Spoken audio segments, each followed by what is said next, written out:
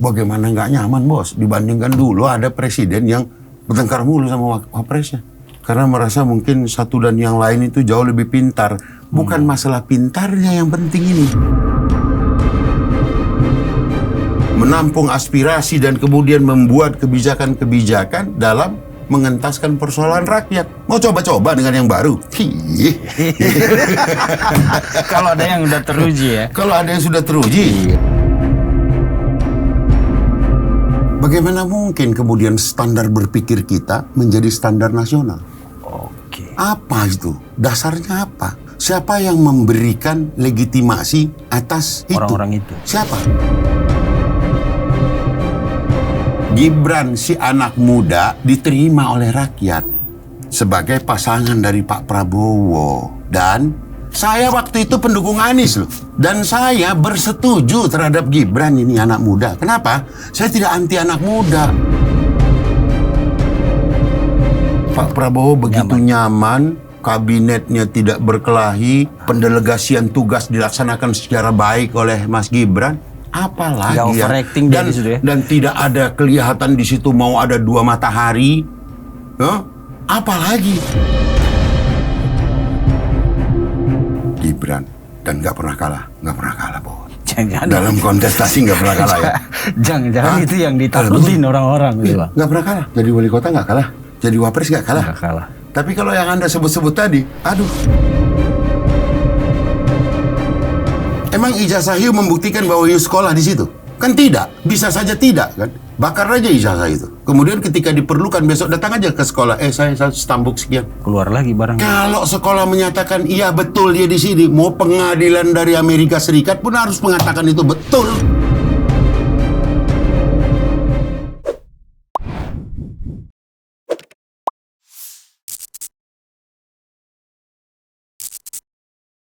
Oke pemirsa, balik lagi kita ke On The Table, OTT. Ini namanya OTT. OTT. Bukan OTT. Sebulan sebelum Bang Noel di OTT itu kita sempat undang ke sini, tapi nggak jadi. Lalu orang bilang, wah bahaya. Sebenarnya nggak. Ini OTT Bang, On The Table. Jadi di sini semua hal dibicarakan lugas, terbuka di atas meja, nggak ada main belakang kita. Gitu. Dan kita menghadirkan narasumber itu untuk menggali perspektif sebenarnya, tidak untuk memperdebatkan, menghajar atau apapun. Kalaupun ada paling men-challenge saja satu dua ini. Dan pemirsa senang sekali hari ini di studio OTT itu hadir politisi senior Bang Bestari Barus. Teman-teman orang-orang yang sudah terbiasa dengan dunia politik ini pasti tahu lah beliau ini. Jadi saya tidak perlu memperkenalkan siapa beliau. Semua orang udah tahu ini dia abang kita Bang Bestari. Susah juga datangin abang ke sini nih. Masya Allah. Dari tahun lalu ya Bang ya? Bukan, dari sekitar Februari kalau tidak salah. Waktunya belum pas. Iya, karena abang kan lagi konsolidasi Bang. Konsolidasi. Ya. Yes. Berarti abang ada di PSI ini ada energi PSI bertambah lah gitu ya. Mudah-mudahan. Karena kan orang bilang Bang PSI itu partai kota, iya kan? Memang di beberapa kota besar faktanya iya kan, masuk dia di parlemen DPRD 1, 2 gitu. Cuman emang belum ke Senayan. Maka mereka bilang kayak kurang penggebrak nih untuk sampai ke lapisan terbawah, baik secara geografi maupun lapisan masyarakat. Begitu ya Bang. Dan abang masuk di situ kelihatannya yang mulai belusukan ini. Iya, dulu deskripsi itu dulu ya hampir seperti itulah dia. Ya, yang you deskripsikan itu PSI itu seperti itu dia. Kota. Bahkan ada teman saya namanya Ges Khalifa dan termasuk saya juga pada waktu itu menyebut bahkan PSI ini sebagai partai seputar ibu kota. Dan saya pun tak kurang terhadap PSI ini dulu sangat agresif apabila ada satu diskusi yang ditayangkan di media televisi. Sangat-sangat agresif pada waktu itu bila terkait PSI. Namun setelah kepengurusan itu berubah dan kemudian juga logonya berubah dan kemudian semangatnya dari yang you deskripsikan agak eksklusif perkotaan itu berubah menjadi the real partai politik. Betul. Partai terbuka, super TBK, Seperti BK. dan kemudian adanya support moral dari Pak Jokowi terhadap partai ini, maka pandangan saya terhadap partai ini yang lama itu hilang sama sekali, tergantikan dengan apa yang sekarang menjadi landasan juang daripada PSI yang mudah-mudahan pada waktunya nanti akan menembus Nah ya. Senayan dalam angka-angka yang membanggakan tentunya. Kita harapkan sekarang ini sedang berjuang untuk menuntaskan tugas-tugas untuk melengkapi seluruh kepengurusan dari tingkat pusat, wilayah, daerah, dan kecamatan sampai ke kelurahan, desa, yang nanti mudah-mudahan atas doa restu dan kerjasama dengan baik pengurus dengan masyarakat, ini akan sukses pada saat verifikasi faktual dan administrasi oleh KPU nanti di 2027 akhir. Iya. Jadi memperkuat basis elektoral sekarang ya Bang ya? Ya saya kira begitulah selayaknya partai ini kemudian dikelola secara profesional oleh orang-orang yang punya pemikiran baru bahwa kita tidak sekedar ingin menjadi partai politik, tapi kita ingin menjadi partai politik peserta pemilu. Betul. 2 kali sudah PSI Jadi peserta tidak berhasil Tapi kemarin tipis kan Bang ya? Ya itu artinya harus ada upaya lebih maksimal lagi yang harus dilakukan. Salah satunya adalah dengan sudah digaungkan oleh Pak Jokowi yang kita letakkan sebagai patron daripada partai PSI ini, bahwa partai ini super terbuka. Sebagai contoh, dalam satu kesempatan saya ditugasi ada konsolidasi di Kalimantan Tengah. Kemudian ketika saya uji di situ, coba yang usianya di atas 40. 45 tahun mohon berdiri. Berapa orang Bang? Setengah. Setengah ya? Setengah. Artinya apa? Bahwa kemudian dengan di-launchingnya ini partai super terbuka menerima seluruh lapisan masyarakat, ada kenaikan 50%. 50% dari kemarin itu kita dapat 2,8. Di kepala saya tergambar secara sederhana. Kalau ditambah ini setengah nih.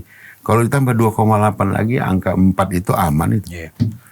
Dari sampling yang dilakukan itu. Jadi apa yang digaungkan oleh Pak Jokowi itu betul-betul positif. Masyarakat ternyata suka dengan partai yang super terbuka. Dan di Rakernas kita tegaskan kembali dengan tema rumah bersama. Tema kita itu rumah bersama, politik terbuka, kerja nyata untuk rakyat. Artinya semua lapisan masyarakat boleh bergabung, tidak lagi memandang suku, agama, ras, antar golongan maupun usia selama itu memenuhi syarat-syarat administrasi yang ditetapkan untuk menjadi anggota partai politik, maka dengan tangan terbuka PSI pasti akan fasilitasi dan menerima mereka masuk menjadi anggota untuk bisa kemudian bersama-sama. Oke. Kita sih berharap PSI di 2029 seperti Bang Bestari tadi katakan bisa nembus parlemen ya. Karena di beberapa daerah kan emang sebenarnya cukup memberi warna PSI. Di Jakarta waktu zaman Pak Anies itu ada beberapa kader yang lumayan membuat kita juga, oh boleh juga ini PSI. Sayangnya ya tadi, tapi dengan sekarang ada Bang Bestari, ada Pak Ahmad Ali, nanti akan banyak lagi ya Bang ya. Sangat banyak. Panen hijrah dong PSI. Jadi kehadiran sosok-sosok senior seperti Bang Ali yang punya pengalaman tempur lah di lapangan dalam kontestasi gitu ya. Itu memang akan jadi penambah energi ya, penarik buat PSI di pemilu yang akan datang. Tapi gini Bang, nanti kita bahas khusus tentang PSI. Nanti kita mudah-mudahan Bang Bestari, Pak Ali, ntar pentolan-pentolan PSI itu bisa ngobrol lagi di sini, kita bahas, kita anatomi lah partai PSI itu untuk 2029. Tapi yang sekarang lagi panas ini Bang, sesuai kayak panasnya suhu Jakarta sekarang. Gini Bang, kan semua partai politik sekarang sepertinya sedang ancang-ancang menuju 2029. Walaupun menurut masyarakat ini terlalu cepat, tapi buat partai politik itu nggak ada yang terlalu cepat ya Bang. Ya. Iya, dan beberapa partai kemarin sudah mendeklarasikan misalnya partai baru, bahkan yang Gerakan Rakyat itu mendeklarasikan Anies sebagai capres. Lalu ketua-ketua partai mulai disodorkan untuk jadi cawapres gitu. Dan rata-rata masih runner up semua tuh yang diusulkan ya kan. Karena konon katanya posisi Pak Prabowo itu terlalu kuat untuk di head to head dengan calon lain gitu. Maka partai-partai masih ngincar posisi RI 2 ini. Nah, sementara di situ kan ada Mas Gibran, ya kan Bang? Ada Mas Gibran di situ. Dan walaupun Mas Gibran tadi kata Bang tidak secara struktural ada di PSI, tapi kan ada kaitan satu dua benang merah lah yang membuat Mas Gibran itu, orang mengidentikan Mas Gibran itu ya orang PSI gitu ya. Nah, gimana Abang di PSI dengan berbagai partai ini sudah mulai apalah kayak menonjolkan diri untuk ini loh, ketum gue bisa jadi wapres nih, ketum gue. Yang mana dulu nih? Ini banyak ini kait-mengkait. Ada PKB. Soal ini dulu lah, soal bagaimana kami dengan Mas Gibran gitu ya. Ya betul. Jadi perlu kami jelaskan kepada masyarakat bahwa terlepas bahwa Mas Gibran ini tidak ada kaitan secara struktur dengan PSI, namun yang perlu diingat adalah atau dibuka kembali bukunya, PSI mendukung pasangan Prabowo Gibran. Jadi kami pun sampai hari ini belum ada pembicaraan apapun yang kemudian harus menyikapi terkait apa yang terjadi wacana di luar ya. Di luar ini terkait Mas Gibran akan jadi apa gitu. Tapi yang kami tahu bahwa patron kami Pak Jokowi pun mengatakan dukung Prabowo Gibran 2 periode. Saya pun sering menyampaikan itu. Kalau soal PKB, terus siapa lagi? PAN. Lah, partai politik itu sebuah keniscayaan saya kira ya. Didirikannya satu partai politik itu kan untuk merebut kekuasaan, bukan? Iya, betul. Iya, betul. Kalau mau bikin organisasi panahan ya beda lagi kan gitu. Iya. Nah, jadi tentu partai politik yang sekarang sudah eksis itu di Senayan punya harapan yang sangat tinggi dalam penantian ke 2029, karena di sini kan dia udah nggak ada jabatan yang baik presiden mau wakil presiden. Tentu boleh dibilang apa ya, secara halusnya apa kalau lapar kuasa itu, ya kan? Ya tentu berharap lah baik jadi ya awal-awalnya bilang pengennya jadi RI 2. Tapi padahal sebetulnya dalam keinginan itu RI 1 juga pasti mau. Apalagi presidensial threshold udah 0. Apalagi kemarin itu ada terjadi bahwa ya kalau kita bicara Caimin kan, Caimin bahkan pernah menjadi cawapres, ya kan? Yang satunya marah-marah karena nggak jadi cawapres. Berarti keinginan untuk itu terus ada dan tetap ada. Yang tak boleh dibatasi, apalagi sekelas PSI membatasinya, kan nggak mungkin. Jadi semua partai politik, apalagi dengan PT Presiden Threshold 0 ini, pasti akan menempatkan diri mereka menjadi salah satu figur yang mematut-matut atau memantas-mantas diri untuk kontestasi 2029 nanti bisa bersama dengan Pak Prabowo. Itu hal yang wajar biasa saja, ya kan? Ada juga yang kemudian dengan segala macam gaya seperti ini, apa namanya? Ya kalau nggak diajak saya sama yang ini. Saya bikin aja dulu halal bihalal deh, atau apalah gitu kira-kira. Yang mana nih Pak? Saya nggak tahu lah, itu kan bisa saja terjadi, halal bihalal tiap tahun ada. Betul. Ya kan, bisa saja kayak memperlihatkan, kalau kau nggak mau, aku sama ini, aku gini. Jadi bisa lah. Jadi ada sinyal politik. Ya macam-macam gaya. Berenang pun ada kan banyak gaya. Gaya punggung. Gaya punggung, gaya dada, gaya kupu-kupu, gaya bebas, ya kan? Nah, siapapun sah-sah saja melakukan itu. Karena memang tempatnya, ya wadahnya adalah partai politik. Gitu. Jadi buat kami PSI tidak ada keanehan sama sekali dan tidak perlu kami antisipasi bahwa adanya keinginan orang-orang atau para pihak untuk sudah berbicara tentang suksesi 2029 bersama Pak Prabowo. Ya nggak perlu kami tanggapin itu. Yang penting bagi PSI adalah hari ini bagaimana kami mengawal pemerintahan Pak Prabowo Gibran ini mulus menyelesaikan program-program sampai dengan di 2029. Saya kira itu. Jadi buat Abang dan PSI, manuver-manuver partai-partai ini bukan sesuatu yang mengganggu gitu. Biasa aja. Apa yang terganggu kita? Karena memang seyogianya partai politik kan harus melakukan itu, ya kan? Iya. Guna apa? Diliput media, ya kan?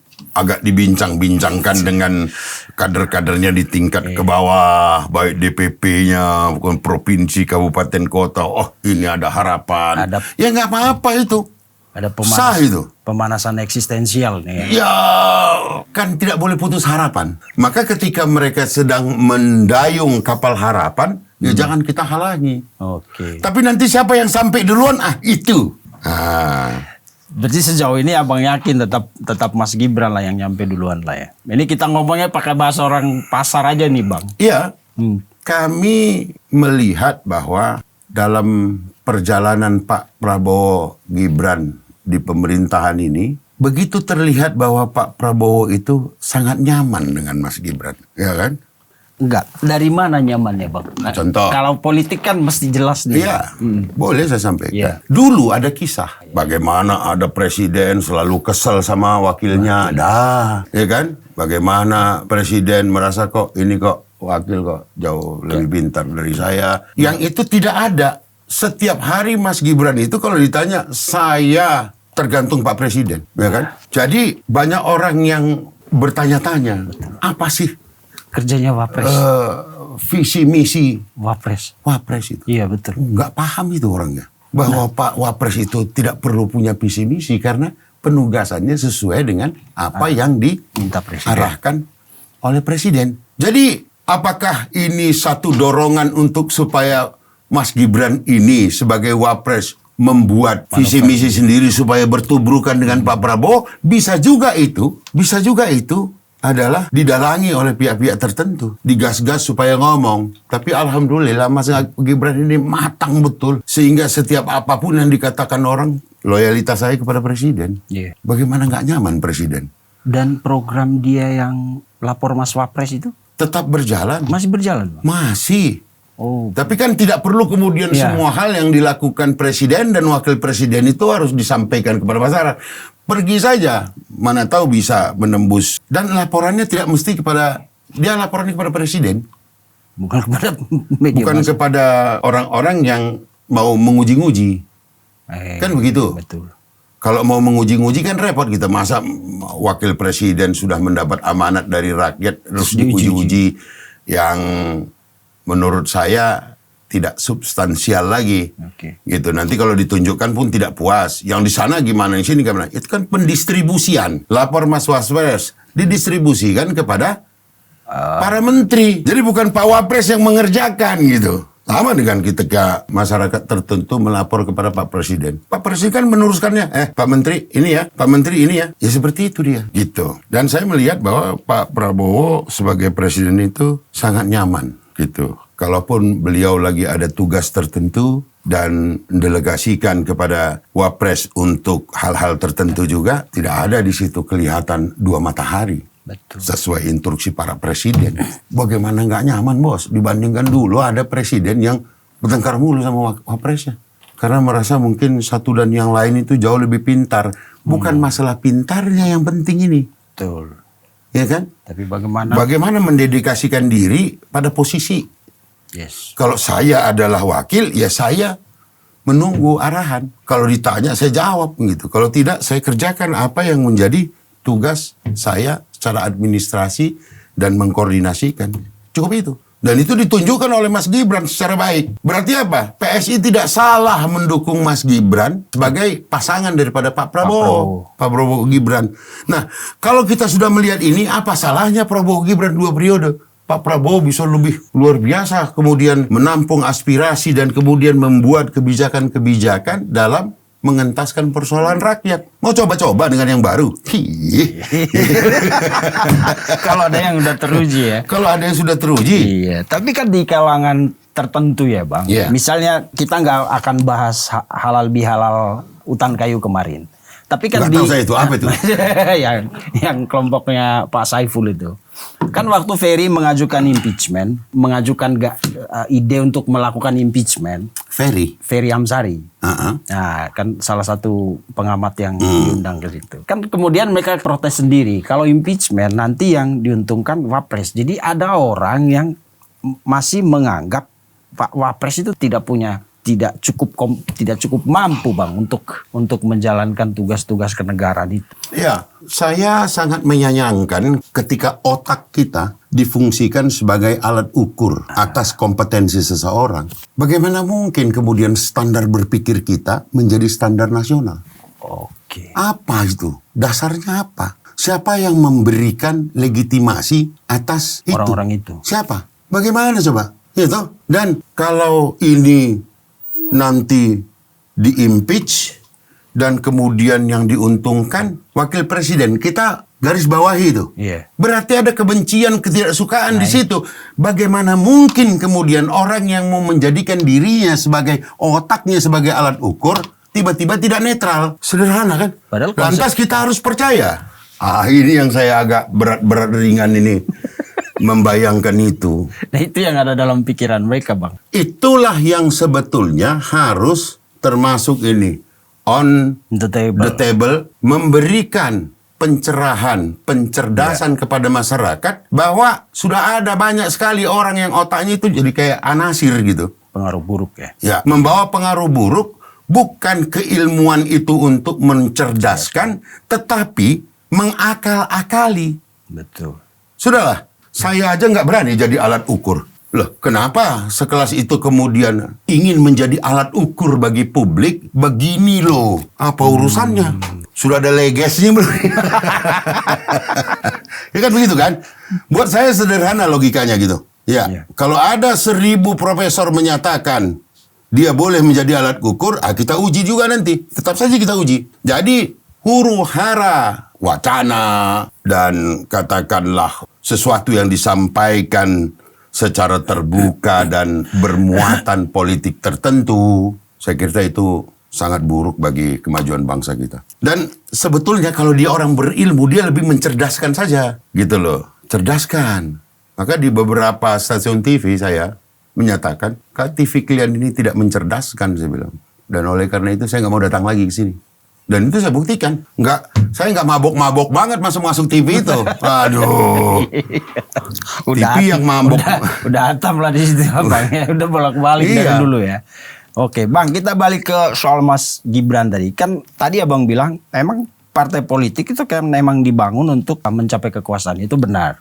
Ya kan? Nah, tapi Mas Gibran ini nggak punya partai politik. Sementara yang tadi bermanuver itu kan kayak Caimin dari PKB atau Bang Zulhas dari PAN itu kan mereka punya kendaraan itu Bang. Iya. Yang konon katanya itu bisa jadi bargaining yang kuat untuk mencapai posisi tertentu lah. Iya jelas mencapai posisi tertentu. Yes. Di situ ada capres, di situ ada cawapres, di situ ada menko, di situ ada menteri, di situ ada ketua DPR dan banyak. Apa anehnya ketika Mas Gibran ini menjadi wapres tanpa partai politik? Nah itu ajaibnya Mas Gibran. Apa aneh? Nggak aneh, biasa saja karena gini. Pertarungan pada pemilihan presiden dan wakil presiden itu ditentukan oleh siapa yang mendukung partai politik di situ karena sudah pasti ya.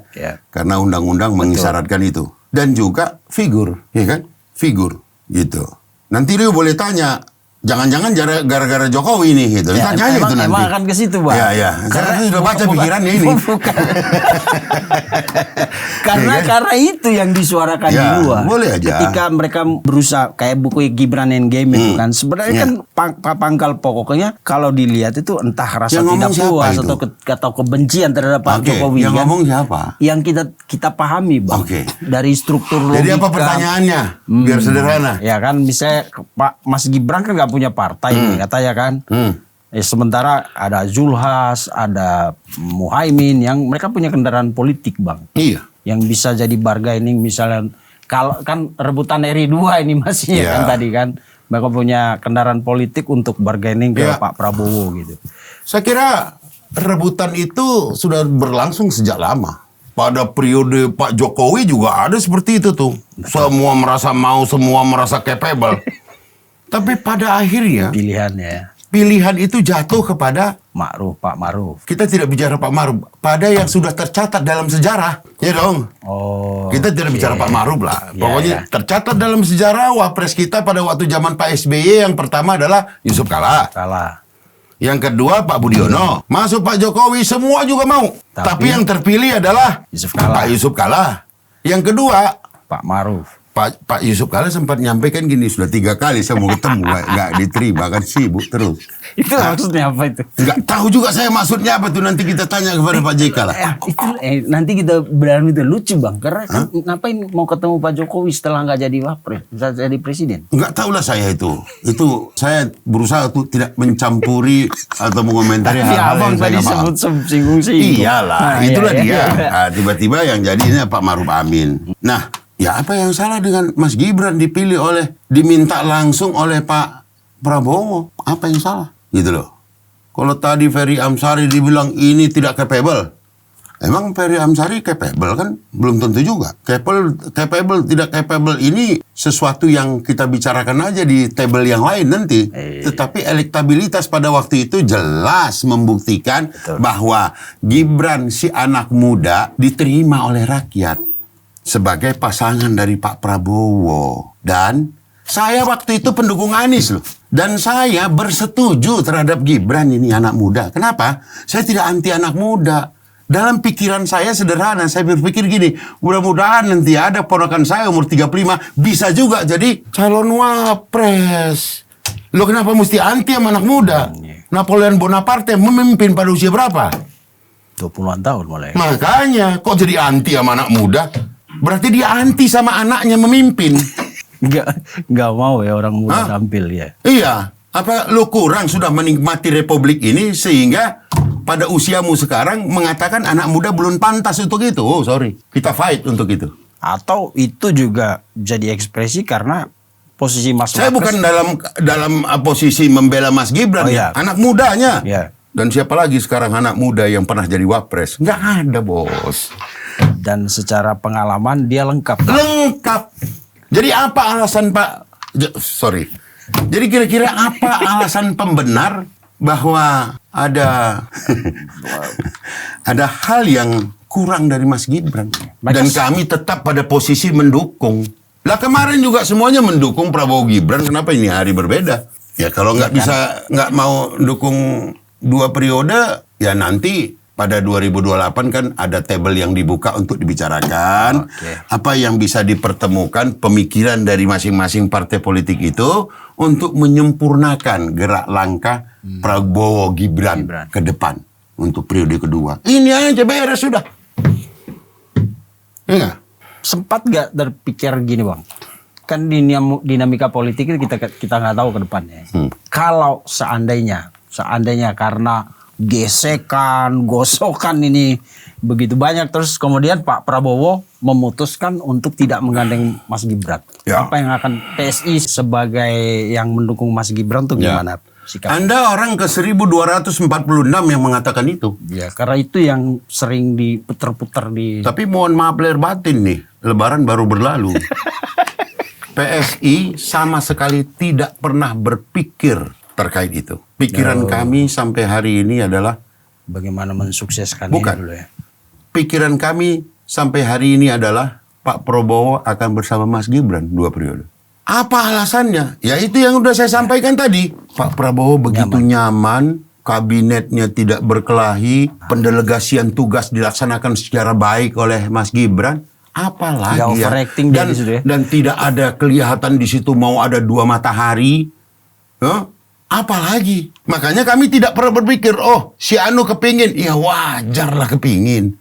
Namanya juga kepingin, nggak boleh dibatasin. Tetapi apa-apa yang kami lihat pada hari ini kami rangkum.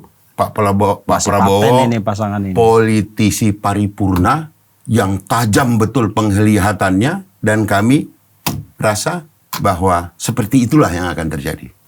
Keren. Dan ini bang, kemudian kita ngelihat bagaimana Mas Gibran merespon semua pandangan yang Negatif. negatif tentang dia kan. Dari si Panji waktu itu. Ya. yang wah itu lawakannya lumayan inilah, terlalu, bukan lumayan lagi, menurut kita itu terlalu merendahkan Ya. sosok yang kita anggap sebagai pimpinan kita sekarang. Mhm. Kemudian 2 kali menanggapi Pak JK waktu ngomong tentang kenaikan BBM, dia minta maaf. Sama yang terakhir. Sama yang terakhir. Yang terakhir kan kalau kita lihat waktu itu pernyataan Pak JK itu dianggap cukup agresif lah ya. Ya. Tapi reaksinya Mas Gibran, orang bilang banyak pengamat yang kemudian inilah kematangan seorang politisi dan pemimpin. Oke. Karena selama ini kan kita, Mas Gibran tuh irit banget ngomong, Bang. Ya. Jadi orang, Tolong nanti di sitter itu, irit banget ngomong Iya. biar kita bedah. betul, sangat irit kan dia bicara. Baik. Tapi kemarin banyak orang mengatakan, nah ini dia Ya. kematangan seorang Gibran sekarang. Ya. Ketika dia menanggapi Ya. pernyataan Pak Yusuf Kala ini. Oke. Gimana menurut Abang, Bang? Kalau saya yang digitukan oleh Panji, wah bisa tak bola balik. Maka saya boleh bilang, Mas Gibran itu jauh lebih matang dari saya bahkan soal berpolitik ini. Tahu persis dia menempatkan diri beliau itu di mana. Dan tahu persis bagaimana cara merespon yang sangat sempurna baik. Tidak ada emosi sama sekali di situ. Atau kita berharap bahwa pemimpin kita itu reaksional. Ntar dibilang temperamen Nah. lagi. Serba salah yang jadi pemimpinnya, Bang. Nggak serba salah, jalankan aja tugasnya. Tapi hal-hal yang sepele seperti ini dianggap oleh beliau mungkin sepele. Ini kan mungkin karena kurang saya tegur aja ini. Oh, Iya kan? harus disangka dulu ya. Nantilah saya tegur. Pak JK senior saya. Ya betul. Kalau Gibran menyampaikan Pak JK senior saya, ya betul. Karena sebelum Mas Gibran ini, Pak JK 2 kali jadi wapres. Jadi senior. Sudah betul itu. Saya banyak belajar dari beliau. Iya. Apalah gunanya kemudian merespon, wah, Bapak sudah tua, jangan ngomong begitu. Apa gunanya? Apa tadi yang saya bilang garis bawahi? Irit bicara. Irit bicara. Selama ini ya, Bang. Itulah dia sedang menunjukkan kenegarawanannya. Sebagai seorang wapres tidak boleh melebihi bicaranya seorang presiden. Dia batasi betul itu. Tidak boleh ada 2 matahari. Sudahlah, Pak Presiden cukup bicara. Saya bekerja mendukung suksesi dari program Nawacita. Kalau dia terlalu banyak menanggapi orang, nanti orang berpikir, ini sepertinya mau jadi matahari kedua. Ini mencitrakan diri ini. Nggak ada itu. Mas Gibran itu nggak pernah mencitrakan dirinya itu. Ya saya dia. Dia betul-betul adalah wakil presiden ideal. Saya mau tanya ini orang di sini. Siapa wakil presiden Amerika? Nggak terkenal. Saya tahu namanya J.D. Vance, tapi dia tidak terkenal. Karena memang di sana itu sudah etiknya adalah wakil presiden jangan ikut ngomong. Kecuali diminta presiden. Nah, siapa wakil Perdana Menteri Inggris? Nggak ada kita yang kenal. Begitu, sempurna itu. Kalau sempat kita kenal dia bahaya. Karena berarti ada 2 pemimpin yang terlalu ikut omon-omon gitu loh. Oke. Iya kan? Mana lagi presiden yang ada wakilnya? Siapa yang kita kenal? Semakin dia tidak terkenal, berarti semakin rukun bangsa itu. Tidak kemudian blok ke wakil presiden, tidak kemudian blok ke presiden. Jadi kalau ada wapres yang mimpin meeting dengan menteri-menteri sendiri itu nggak boleh, Bang ya? Boleh, atas perintah Pak Presiden. Jadi segala sesuatu, kan gini, wakil presiden ada tugasnya membantu presiden. Ya kalau presiden misalnya ada tugas yang tidak dapat ditinggalkan, misalnya ada pertemuan di Medan, tapi di Jakarta terjadwal meeting, siapa yang ditugasi? Wapres. Wapres, nggak mungkin yang lain gitu. Jadi kalau tanpa koordinasi ke presiden panggil-panggil ini yang repot kita. Ngerti lagi kita ini apa nih? Itu pernah terjadi juga itu, entah kapan itu. Gitu? Zaman itu, Bang. Tapi itu yang saya kagum loh, Bang. Karena gini, ketika semua partai tadi berebut menawarkan diri, memunculkan pemimpinnya dan lain-lain, padahal kan posisi yang paling strategis untuk melakukan itu kan Mas Wapres, Mas Gibran kan. Jadi kayak orang bingung, ini orang ada di posisi bagus, tapi kayak nggak punya ambisi politik. Jadi lawan-lawan kayak bingung, mau nyerang, dijawabnya seperti itu. Eskalasi naik. Eskalasi naik. Nah, itu. Ini kan kemarin hasil Terus di ruangan ini kita menilai siapa yang paling cerdas rupanya, kan begitu aja. Sederhana. Tahu menempatkan diri, bos. Saya wakil presiden. Kalau kalian mau berpraktek politik di luar ini, ya itu sah saja. Walaupun jabatannya masih menteri, ini, itu. Iya. Iya kan? Ya silakan aja. Nggak apa-apa. Saya yang penting wapres saja.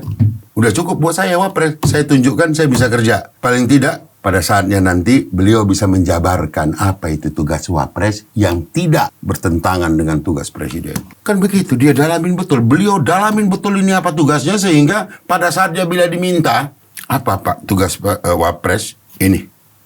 Dan dia jalanin tanpa... Iya, jangan jadi wapres dadakan terus kemudian macam-macam tingkah polanya kan begitu.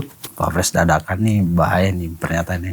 Ya, kan ada orang dadakan jadi wapres. Hah? Nggak tahu apa-apa tiba-tiba dipinang kan bisa. Iya. Nah itu penyesuaiannya agak lama. Tapi ini kalau Mas Gibran ini kayaknya karena kecerdasannya cepat. Dan dia itu tadi yang kita bilang Bang, dia punya pengalaman yang lengkap karena dia pernah jadi kepala daerah. Makanya apalagi keraguan kami PSI ini terhadap apa yang ada di pikiran Pak Wapres, walaupun penentu akhirnya adalah beliau. Kalau melihat apa semua yang sudah juga Anda sampaikan tadi, yang paling lengkap pengalamannya Gibran dan nggak pernah kalah, Bos. Jangan Dalam kontestasi nggak pernah kalah ya. Jangan itu yang ditakutin orang-orang gitu Bang. Nggak pernah kalah. Jadi wali kota nggak kalah. Jadi wapres nggak kalah. Nggak kalah. Tapi kalau yang Anda sebut-sebut tadi, aduh, Jumpalitan ya. jumpalitan. Bahkan untuk di tingkat provinsi aja kalah. Kan begitu. Ya kalah itu adalah selangkah menuju kemenangan. Ya silakan dilanjutkan di sebelah sana. Kan begitu.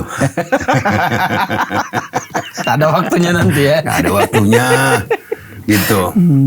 Nah, kemudian Bang, kalau kita lihat ini kan omong-omong di ruang publik ini, kayaknya Mas Wapres itu, Mas Gibran itu sepertinya ketiban rasa benci dan tidak suka orang terhadap Pak Jokowi sebelumnya. Kan itu yang kalau dilihat kan apa-apa Pak Jokowi. Dan mereka orang-orang itu pasti juga tidak mau Mas Gibran itu akan terus duduk di posisi sekarang ataupun nanti mungkin aja dia jadi RI 1 kan. Kita nggak tahu. Tapi kan orang-orang itu selalu membawa orang seperti merasa ini dosa Pak Jokowi, maka dia nggak boleh naik segala macam gitu loh Bang. Itu yang kita tangkap di ruang publik yang bising ini. Ya, di ruang publik yang bising ini yang bicara 4 orang, 5 orang. Tetapi ketika dilakukan survei kepuasan atau approval rating dari masyarakat, di atas 70% angkanya. Lantas kita mau percaya 4 orang yang mabok TV atau yang 70 sekian persen? Kan alat ukurnya sederhana. 75% itu bos, gede itu. Ngeri itu. 13% susah dapatnya. Nah makanya, lantas kita percaya mencoba untuk mempercayai yang mabok TV menyampaikan apa-apa itu supaya nanti diundang lagi oleh TV. Lah, maka dari itu saya berkali-kali menyampaikan kepada stasiun TV bahwa diskusi atau debat lah istilah mereka ini itu sesuatu yang menarik untuk di-show-kan kepada masyarakat. Namun, jangan lupa, mari mencerdaskan masyarakat dengan berita-berita yang akurat, berimbang, cover both side, yang seperti itu. Ya kalau enggak, inilah. Tiap hari kita buka podcast untuk memberikan pencerahan-pencerahan itu. Ya mohon maaf, saya katakan mabuk TV gitu ya. Tapi memang itulah. Senang kali kalau diundang ke TV. Yang terjadi justru debat kusir. Debat kusir tak berujung. Dan kita terlibat di dalamnya. Makanya di beberapa stasiun TV saya mengatakan saya tidak akan terlibat lagi di sini. Kira. Oke. Terakhir deh Bang. Sebelum itu, ada juga yang menyatakan Gibran jadi wapres karena Pak Jokowi. Iya itu. Betul ya? Betul. Kalaupun didukung oleh Pak Jokowi itu sah-sah saja. Siapapun didukung oleh Pak Jokowi. Tapi apakah ketika didukung Pak Jokowi itu langsung membalikkan peta itu bahwa semua orang se-Indonesia ini majoriti akhirnya mencoblos Gibran? Bagaimana pembuktiannya? Cobalah ajarinlah kita. Logikanya ya susah. Gitu. Nggak mungkin ya. Kan tidak semua juga orang suka sama Pak Jokowi. Iya, kan menurut mereka orang semua masyarakat nggak suka Pak Jokowi, ya kan? Nah, kalau digaungkan terus. Tapi begitu nyalonkan anaknya katanya berhasil dan itu disebabkan oleh Jokowi. Mengabaikan bahwa Gibran punya peran di situ dan Pak Prabowo punya peran. Apa sih Pak Jokowi ini? Beliau cuma bilang saya ini orang kampung. Gitu? Bukan siapa-siapa. Itu udah lama mungkin mau disampaikan oleh beliau itu. Sebagai satu kalimat penyadaran bagi orang-orang yang suka menghujat. Permenungan. Kalimat permenungan. Permenungan lah, bermenung lah kalian gitu. Kok orang kampung aja udah tinggalnya di Solo aja kau ribut gitu. Katanya tidak mau balik ke Solo jadi orang biasa. Lu anggota partai politik itu semua orang biasa. Orang yang bergerak di politik itu mayoritas itu di kampung-kampung, ketua dewan kelurahan apa semua dari seluruh partai yang ada itu orang-orang biasa semua. Apa salahnya Pak Jokowi? Kan begitu. Ya, saya kira bakin depan itu ya bakin berbobot lah orang-orang yang punya gelar doktor kah, profesor kah dalam menyampaikan pendapat di depan publik. Karena ini sangat mempengaruhi baik masyarakat. Mereka mengatakan, ya ini supaya masyarakat tidak bertengkar. Tapi dia yang memicu pertengkaran itu. Demi ketenaran gitu loh. Demi dianggap ada gitu. Cobalah bayangkan itu. Saya kira itu. Apa closing statement abang? Tapi Terkait sebelumnya dulu bang, sebelumnya saya mau tanya, kan kelihatannya dari semua omongan itu bang, orang itu berusaha untuk melunturkan pengaruh Pak Jokowi. Seperti yang tadi abang bilang, di satu sisi banyak orang menganggap dulu dia gak punya ini, pelangap-pelongo dan lain-lain. Tapi setelah dia turun, mereka masih menganggap bahwa dia punya pengaruh. Dalam kasus ijazahnya aja misalnya, Bang Refli dan kawan-kawan itu menganggap bahwa pihak penyidik itu masih di bawah pengaruh Pak. Kan ada yang kontradiktif bang. Di satu sisi mereka menganggap secara kapasitas katanya Pak Jokowi itu bukan siapa-siapa, nggak punya ini. Tapi ketika berhadapan dengan kasus yang berhubungan sama mereka dan mereka punya kepentingan di situ, mereka selalu melempar sesuatu itu kepada Pak Jokowi. Ini orang-orang ini menurut abang orang apa? Apa yang ada dalam pikiran mereka itu bang? Begini ya. Saya pernah bertanya tapi sepertinya diabaikan oleh host. Apa itu bang? Yang dipermasalahkan terkait ijazah itu pun nggak jelas. Apakah gramasi daripada ijazah itu sendiri, kertasnya model apa ini, tulisannya apa? Material ya. Material, mau ada apa namanya? Emboss ini. Watermark. Itu bisa dibikin di pasar pramuka, betul. Tapi kalau yang mau divalidasi adalah Pak Jokowi itu sekolah nggak di UGM? Apa urusannya dengan ijazah? Cuman orang terjebak dengan ijazah. Apa urusannya? Besok saya bakar ijazah saya juga bisa. Minta lagi. Tanya aja ke sekolah saya sekolah nggak di sana gitu. Coba ditanya aja itu kepada mereka itu. Yang kau permasalahkan ini, ijazah ini, gramasi dan segala macamnya yang kau teliti dari fotokopi yang pernah saya sampaikan di salah satu stasiun TV, fotokopinya bagus, saya bilang. Atau Pak Jokowi divalidasi lulus, bersekolah dan lulus di situ. Kok itu aja bisa nggak kelar-kelar gitu. Makanya saya di CNN saya bilang, saya terakhir di sini. Tidak mendidik TV ini, saya bilang. Iya, itu bener ya bang. Nah, yang itu mau selidikin apa? Sesimpel itu sebenarnya. Sesimpel itu. Tapi kenapa dipelihara gitu? Emang ijazah Yu membuktikan bahwa Yu sekolah di situ? Kan tidak. Bisa saja tidak kan? Bakar aja ijazah itu. Kemudian ketika diperlukan besok datang aja ke sekolah. Saya stambuk sekian. Keluar lagi barang. Kalau sekolah menyatakan iya betul dia di sini, mau pengadilan dari Amerika Serikat pun harus mengatakan itu betul. Karena sekolahnya menyatakan betul. Tapi kalau dipelihara seakan-akan, waduh, ijazah. Ini materialnya atau apa yang dipermasalahkan? Ya? Dan harusnya diskusinya udah selesai ya bang. Wah, dari berapa lama waktu yang lalu. Makanya saya setiap diundang itu berapa kali rakyat bersuara. Nggak pernah mau lagi saya. Nggak. Saya bilang, kampungan kalian semua sih. Benar. Dua hal itu sebenarnya. Dua hal itu. Yang mau dibuktikan apa? Pak Jokowi sekolah atau apa? Atau ijazah palsu? Dan kita bisa tergiring, orang-orang yang berakal, tergiring untuk mempermasalahkan itu. Ya kalau sekolahnya udah mengatakan begitu, terus apa lagi gunanya ijazah ini? Bakar aja. Kalau ditanya, itu hak rakyat. Pada saat dia mencalonkan, itu hak rakyat untuk memvalidasi. Tapi begitu selesai, sudah nggak ada lagi itu. Ini hak privat saya. Makanya dan itu udah masuk data pribadi ya. Menjadi aneh bagi saya ketika ada ya Pak JK menyampaikan, lihatkan saja. Apa yang mau dilihatkan orang hak privat kok. Kita hormati keinginan Pak JK. Tapi keinginan Pak Jokowi, saya bertemu langsung waktu itu, kalau diminta pengadilan saya perlihatkan. Ya sudah cukup. Atau kita bikin analogi begini. Bagaimana kalau saya bilang saya nggak percaya Anda laki-laki? Bagaimana pembuktiannya? Kita ke samping sebentar, lihat burung gitu. Kalau saya tetap bilang tidak percaya saya, mungkin ini adalah hasil operasi, bagaimana? Nggak ada selesainya. Terus kita masuk di situ, ya buat apa gitu?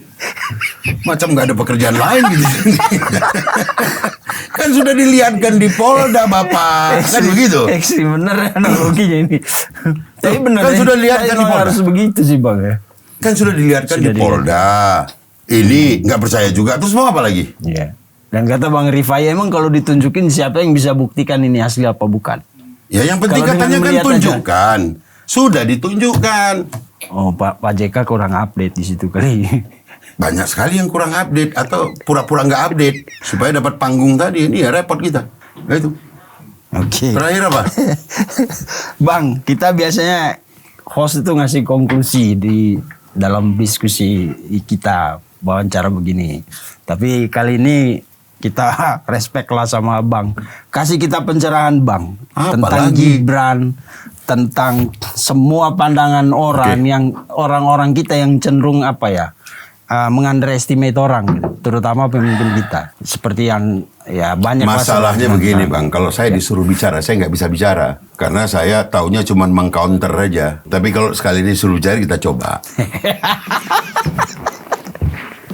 Ya, saya kira ada satu kata-kata yang disampaikan oleh seorang tokoh, transformasi. Marilah kita bertransformasi dari jiwa-jiwa yang selama ini mungkin gundah gulana terhadap persoalan-persoalan bangsa ini, sehingga seringkali kekecewaan, ya, menimbulkan kekecewaan, dan akhirnya dengan kemudahan yang ada di teknologi, kita bukannya kemudian mendapatkan obat dari kegelisahan kita terhadap situasi bangsa ini, justru menyebarkan kegundahan ini dari satu kelompok ke kelompok lain yang tentunya ini berpotensi membuat kita semakin terpecah belah.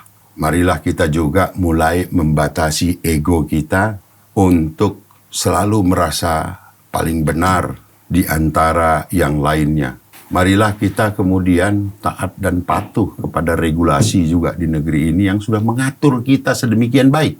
Ya, sedemikian baik, pemerintah menghadirkan pelayanan terbaiknya, mengisi orang-orang yang kita juga harus percaya bahwa mereka adalah dipilih berdasarkan merit point, karena bila tidak, kita akan kembali merasa, itu justru akan menjadi stimulan terhadap kegundahan yang sudah kita sebarkan ini menjadi lebih besar dan menimbulkan ketidakpercayaan publik yang membuat tidak tenangnya republik ini. Evaluasi, mari kita mawas diri lah. Karena apa? Setiap kita adalah potensi untuk menjadi kekuatan bagi baik yang positif maupun yang negatif yang sedang berjalan di republik ini.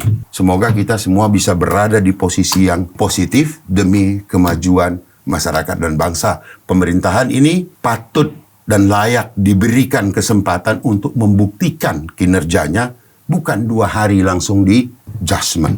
Waspada terhadap orang-orang yang pendidikannya tinggi tetapi lebih mengedepankan hal-hal yang bisa membuat kegelisahan di tengah masyarakat semakin memuncak, memicu hal-hal yang kurang baik dan membuat kita menjadi bangsa yang terpuruk nantinya. Saya meyakini PSI tetap komit mengawal apa yang dicanangkan nawacita itu oleh Pak Prabowo dalam pemerintahan Prabowo Gibran sampai dengan 2009, dan mudah-mudahan kami berdoa nih seluruh baik anggota maupun pengurus PSI bahwa harapan kami apa yang sudah dilaksanakan oleh Pak Prabowo dan Mas Gibran ini sebagai Wapres, Presiden dan Wapres, dapat dilanjutkan sebanyak 2 periode. Saya kira itu. Siap. Terima kasih Mas Bestari, Mas Bang. Om saya panggil ya harusnya Om. Ombes. Ombes. Ketua DPP PSI bidang politik. Bidang politik. Luar biasa. Gak salah kita undang orang ini. Terima kasih pemirsa. Sampai jumpa di episode selanjutnya. Pasti kita pengen ekspresi mengedepankan estetika. jelas tadi mendengarkan